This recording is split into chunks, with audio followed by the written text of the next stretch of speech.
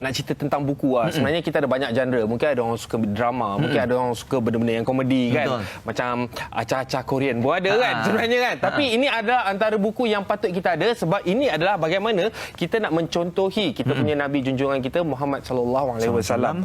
So ini adalah tentang buku insan paling sempurna pernah dilahirkan. Dan kalau saya ada tengok-tengok sikit tadi, memang setiap chapter dia memang muka surat dia sikit sangat. So bermakna dia memang padat untuk kita faham. Dan bersama kita hari ini adalah penulis buku ini iaitu Dr. Kamilin Jamilin yang akan bersama kita untuk menceritakan tentang bestnya buku ini. Assalamualaikum Doktor. Assalamualaikum Doktor. Apa khabar Tuan Khabar baik. Yang baik, sihat. Alhamdulillah. Sila duduk. Wah. Itu dia. Kalau kita tengok dia punya penulis ni muda lagi sebenarnya. Muda tapi umur kita je. Umur kita. Tapi kalau tengok pada apa yang dia pernah lakukan jawatan dia merupakan ahli Majlis Fatwa Termuda Wilayah Persekutuan dan Perlis dan kini berkhidmat sebagai pensyarah kanan di Fakulti Pengajian Quran dan Sunnah Universiti Sains Islam Malaysia. Beliau merupakan pengasas Home Tafiz di KJ. Wow. Hebat tu. Begitu banyak pencapaian Doktor umur berapa Doktor? Kalau don't mind me asking. Ramai kata 18. Alamak, muda sangat tu. Tapi umur sebenarnya dah 35. Tengok, nampak? Betul lah. Betul lah Doktor. Hebat lah. Betul. Begitu banyak pencapaian Doktor. Saya pun macam malu duduk sebelah Doktor. Kau duduk sini pula. Sama tu kan. Umur kita sama. Oh, sama. Sama-sama duduk. Lebih kurang. Jadi Doktor, kalau kita tengok pada buku ni, idea ialah kita tahu Nabi junjungan kita menjadi contoh terbaik untuk umat Islam. Ya. Tapi dari segi pemahaman, mudahnya untuk kita memahami untuk baca ni mesti pengolahannya berbeza. Ya. Jadi macam mana Doktor dapat idea untuk menghasilkan buku ni? Sebab saya tengok kebanyakan kita kata buku-buku yang berkaitan dengan sejarah Nabi SAW, kebanyakannya dia akan cerita tentang kronologi peristiwa kan. Tapi mungkin tak banyak yang ceritakan tentang kepribadian Nabi SAW untuk buatkan kita lebih kenal macam mana sifat dia, macam mana dia punya karakter, macam mana dia punya yang boleh menimbulkan kita punya kecintaan. Sebab kalau kita tengok orang kalau tak kenal ni, orang Melayu pun beritahu kan, kalau kita tak kenal maka kita tak cinta. Jadi nak kenal tu, orang nak kenal dia baik, orang nak kenal dia sifat macam ni, barulah akan timbul. Sebab tu dalam ni saya ceritakan tentang selain daripada rupa paras, sifat macam mana Nabi SAW berinteraksi dengan pelbagai lapisan masyarakat. Ada even jiran tetangga, sebagai seorang ayah. Betul. Dengan wanita, dengan musuh sekalipun yang merangkumi pelbagai aspek yang buatkan kenapa orang akan jatuh cinta dengan Nabi kita SAW. Kan itu antara benda-benda yang patut kita tahu sebenarnya untuk kita mencontohi. Itulah sebenarnya sunnah. Kalau kita mengikut apa yang telah dilakukan. Dan saya dengar ada juga beberapa rakan-rakan kita yang bukan beragama Islam juga turut ambil buku ni untuk dijadikan bahan bacaan. So macam cuba ceritakan sikit betapa simpelnya benda ni sampai orang bukan Islam pun berminat dan tertarik untuk membaca dan mengambil pengajaran pula tu.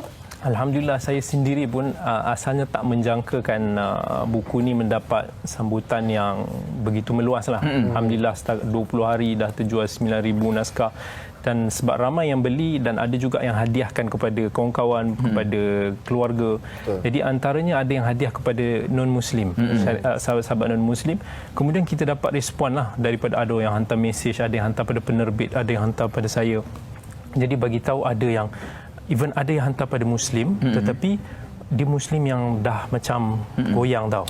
Sampai satu mesej yang saya dapat tu bagi tahu dia orang tu dah sampai tahap mungkin dah hampir inilah hampir hilang kepercayaan kepada Tuhan. Jadi bila dia baca buku ni, dia rasa macam dikenal balik. Dibuatkan dia nak kenal balik siapa tu Nabi kita SAW, nak mendalami agama tu lebih. Dia kata alhamdulillah saya jumpa sinar balik dalam kehidupan. Seorang lagi pula ada yang mesej kata saya hadiahkan kepada non-Muslim. Mungkin sahabat non-Muslim tu pun mungkin dia ada kaji tentang Nabi, tapi kadang-kadang ada yang dapat gambaran yang salah. Tapi bila dibaca baru dikenal lebih dalam. Alhamdulillah, saya sangat gembira kalau kata apa yang kita hasilkan ni dapat menjadi asbab hidayah. Dan itu juga ramai yang minta juga untuk kita terjemahkan ke dalam bahasa Inggeris. Dan insya-Allah kita akan cuba untuk nak buat ni supaya dia boleh masuk lebih ramai orang dan boleh pergi. Sebab ada expatriate daripada luar negara yang dia bagi tahu anak-anak hidup di Jepun, di UK, di Melbourne, yang mana dia kata anak-anak dia tak boleh berbahasa Melayu dah. Jadi dia orang nak bagi anak-anak dia baca dalam bahasa Inggeris, dan insya-Allah kita sedang usahakan, insya-Allah tak lama lagi mungkin akan keluar edisi bahasa Inggerisnya. Okey, dan dalam pendekatan yang doktor buat kan untuk mendekatkan ialah buku ini dengan anak-anak muda, itu sesuatu yang agak sukar juga sebenarnya, sebab kita tahu anak-anak muda ni lain keinginan dia. Ibu bapa boleh memberikan nasihat, tapi kalau nak suruh dia membaca tu dia kena dengan jiwa dia. Betul. Jadi adakah doktor buat research juga sebenarnya apa yang doktor faham, apa yang doktor baca, doktor terapkan dalam ni supaya anak-anak muda pun boleh jatuh cinta sama dengan kita ni kan? Itu saya gunakan pengalaman saya sebagai muda kepada tahfiz yang saya ada dengan anak-anak remaja ni semua. Jadi saya cuba nak memahami, kita tahu banyak anak-anak muda, remaja yang sekarang ni semakin susah nak membaca kan. Betul. Bila nak suruh baca, lagi-lagi kalau kata ada fakta-fakta ni dia akan rasa berat sikit. Jadi saya cuba untuk nak simplify, sebab tu kata tadi satu bab tu saya cerita mungkin dalam beberapa muka surat sahaja, tetapi saya padatkan dengan fakta, dalil-dalil Quran Sunnah yang mana orang tahu itu the main dia, dan dia terus boleh faham tanpa saya perlu untuk ulah terlampau panjang. Jadi insya-Allah kata-kata dengan bahasa yang santai, fakta yang padat, moga-moga insya-Allah boleh bagi input dan akan buatkan ramai yang tertarik untuk membaca. InsyaAllah. Dan kalau kita tengok topik-topik yang ada dalam buku ni memang menarik lah. So antaranya kita ada satu di dalam bab 10. So benda ni dia menjadi satu, orang kata, kadang-kadang kita suka bersembang, kadang-kadang kita suka share pendapat apa semua kan. Dan ini adalah tentang rahsia pemilihan tanah Arab sebagai medan wahyu. Dia kadang-kadang ada juga orang berdebat pasal ni. Kenapa sana je? Kenapa sana? So dalam buku ni ada juga diterangkan. Jadi daripada segi penerangan, dia macam mana? Kadang-kadang ada orang kata, tak, it's not fair. It's all on your side. Itu kepada mereka-mereka yang tidak faham. Especially sahabat-sahabat kita yang bukan sama agama ni lah. Betul. Kalau saya nak explain secara mudah dan secara ringkas, benda ni pun sendiri walaupun turun pada Nabi SAW sebagai orang Arab, orang Quraisy sendiri pun persoalkan. Dia kata laula nuzila hadzal Quran ala rajul minal qaryataini azim. Dia kata kenapa Quran ni tak turun pada orang selain daripada kamu? Kenapa tak daripada kami? Jadi kalau kata nak turun pada kalangan masyarakat Arab, secara geographically sangat strategik. Yang pertama sekali, kalau kita tengok Mekah ni, dia berada di tengah-tengah. Di tengah-tengah peta dunia, di tengah-tengah orang kata antara Empire Rom, Empire Parsi yang dulunya kelilingi ini. So tamadun yang keliling ni akan menyebabkan agama Islam ini mudah tersebar ke serata dunia.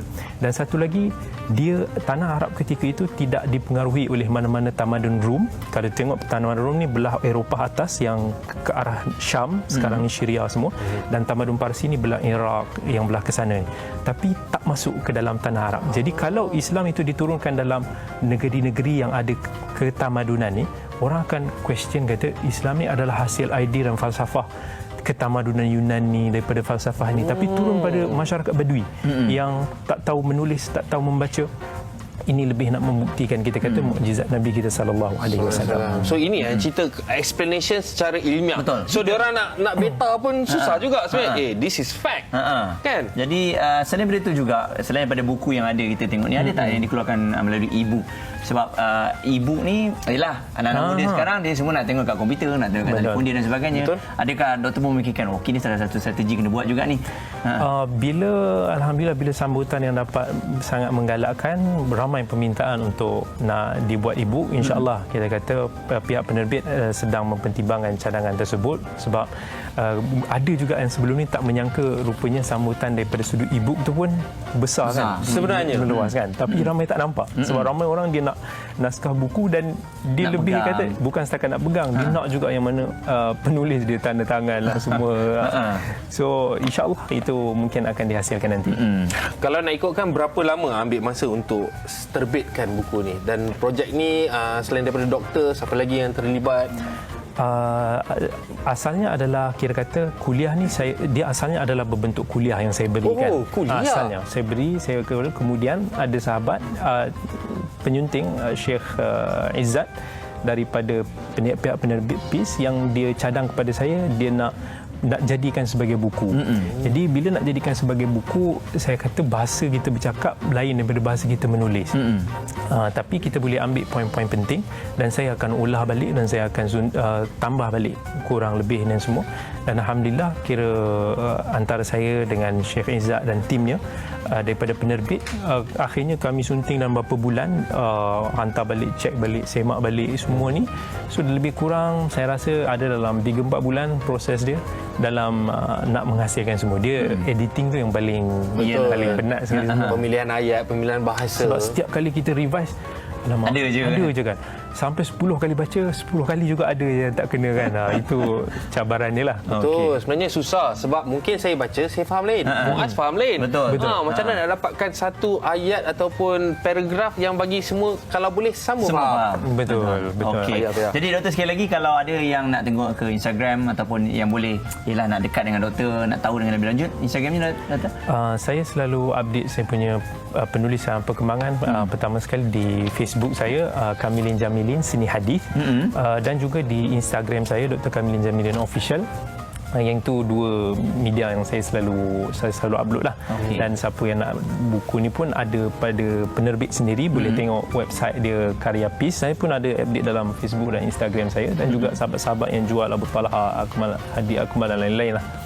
Okey, terima kasih doktor kerana bersama dengan kami, kerana berkongsi tentang buku yang sangat-sangat menarik, dan anda patut dapatkan buku ni untuk mengetahui lebih lanjut apa sebenarnya yang ada di dalam. Betul. Yeah. Doktor ni jadi hadiah kepada kami, doktor. Saya hadiahkan terus. Alhamdulillah. Kau terus checkmate doktor ni. Terima kasih. Punch sikit. Saya baca sikit, saya dah jatuh cinta kan. InsyaAllah saya hadiahkan. So nak cerita tentang sunah-sunah yang ada, salah satu sunah adalah perniagaan, berniaga. So kita nak bawa doktor pergi ke satu kedai menjual nasi lemak. Tapi bukan makcik-makcik, bukan awet, tapi Abang Sado. Abang Sado jual nasi lemak. Abang Sado boleh masak ke? Berapa besar nasi lemak dia agak-agak? Saya tengah diet sekarang. Tengah diet. Tak apa doktor, kita tengoklah. Okeylah doktor. Okey, dia mungkin nak buat nasi lemak dia susah sikit, baset besar. Okey. Bunyi lemak. Syami ada pergi sana, jom kita tengok.